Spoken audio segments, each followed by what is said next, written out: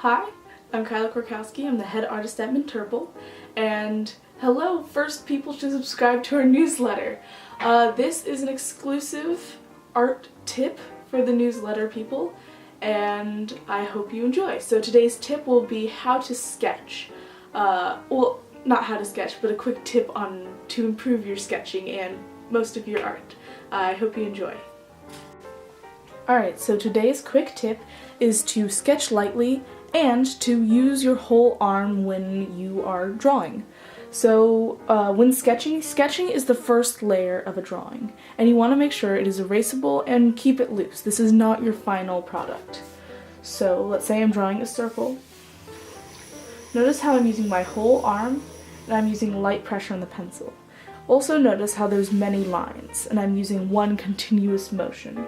Oftentimes what beginning artists will do is they'll use lots of short strokes to make a full circle, or they'll just go about it but use only their wrist and use really hard pressure.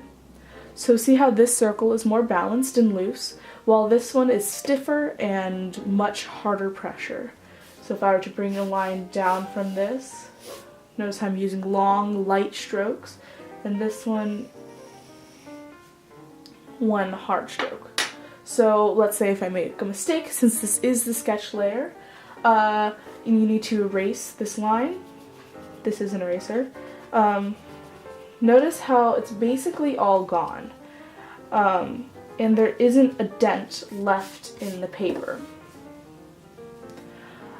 When I go to erase this, it's quite hard to erase. Also, there's a deep dent left in the paper. The dent won't really matter so much in your sketchbook, although I'd like you to get into the habit of sketching lightly.